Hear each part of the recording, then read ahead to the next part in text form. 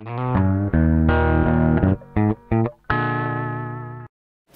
name is Robert Hornung, and I'm the president of the Canadian Wind Energy Association.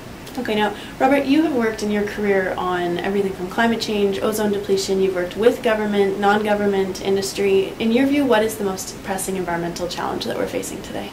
I think there's no doubt it's climate change. It's climate change for a number of reasons. One, the breadth and the scale of the impacts are something that's just incomparable with anything else that we're dealing with. It's also the issue that is most closely linked and rooted in the way we live and work and play.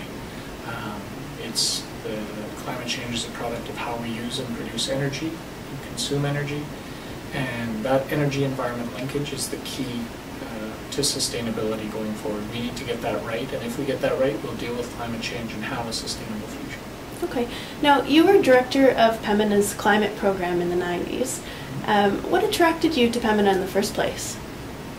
First and foremost, probably was an individual, Rob McIntosh, who I was very impressed with in terms of his own personal capabilities, what he had done in terms of initiating Pembina and getting it rolling.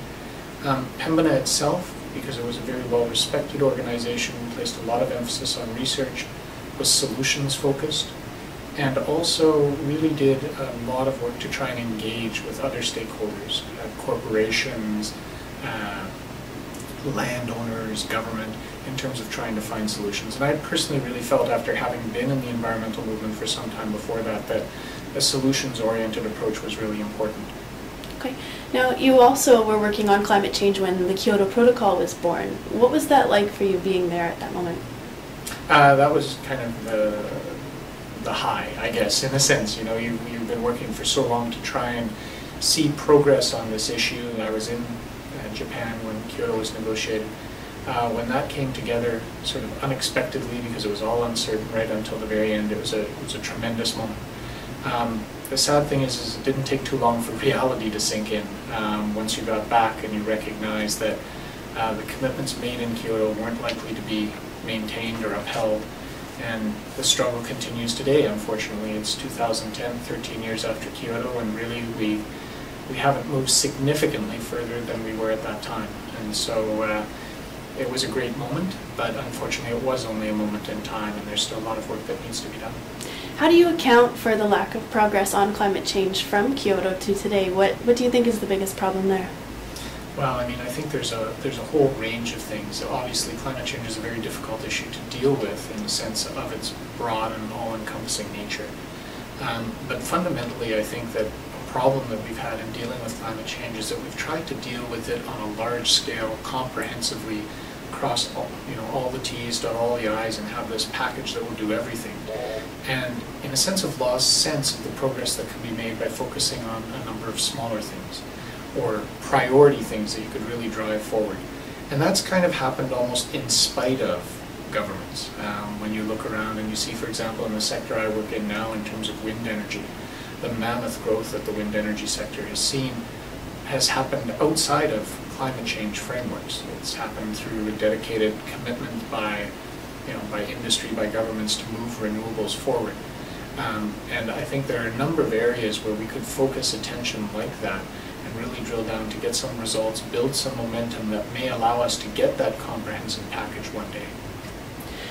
What do you think needs to change now for Canada to move forward with more sustainable energy options? Like you say, you work in wind energy, there's a lot of resistance to various sustainable options out there. What do you think needs to change?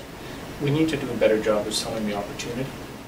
You know, if we're going to deal with climate change, we have to fundamentally rethink energy systems. We have to become much more efficient. We waste a tremendous amount of energy in production, consumption, transmission.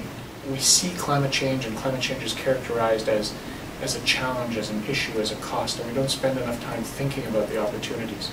And wind energy is a good example of what can happen with that opportunity in terms of the benefits providing to rural communities, new manufacturing opportunities for in the industrial sector, as well as the environmental benefits that you gain. But again, it can't be, that message about opportunity can't be voiced solely by groups like Pembina. It can't be just the environmental community talking about it. We need to have labor unions talking about it. We need to have farmers organizations talking about it. We need to have our educational institutions talking about it. Because at the end of the day, the size and the scale of the transformation we're looking for is not going to be something that's the product of the work of one organization or one type of organization. It really is a societal change, and we need to ensure that we can build those alliances, build those partnerships to help bring those messages forward. Okay. In the last 25 years, Pembina has been working on sustainable energy solutions. What difference do you think Pembina has made in that field? I think Pembina's played a very important role. I think it's in my mind, it's quite clear that Pembina has been the leading advocate on climate change issues for 2 decades, in essence. Although progress has been limited, in terms of what we have been able to accomplish, there have been successes along the way, and you can see Pembina's fingerprints on a lot of them. And I have absolutely no doubt that, we would be in worse shape today if Pembina had not been there and playing an active role in trying to bring public attention to this issue, in designing solutions and doing the lobbying and the advocacy work that's required, and standing up at times and saying, this is just unacceptable and we need to move forward. There's still a lot of work to be done, but we're further ahead than we would have been because of Pembina. As you mentioned, looking forward, there is a lot still to do. What do you think Pembina should focus on in the next 25 years? Well, I unfortunately think we'll still be working on climate change for a good chunk of that time. Pembina needs to continue to be solutions focused. It needs to be willing to hold governments to account when there is no action that is taking place. But building on my earlier comments, there's a need to build a coalition, to build a group of voices to come together and to call for action, where people recognize that the changes that are required are not threatening, are not something to be fearful of. There's something to be welcomed, there's something to pursue. In essence, we need more people to start thinking about what can be as opposed to what is, and trying to protect what is. And that requires vision, that requires leadership.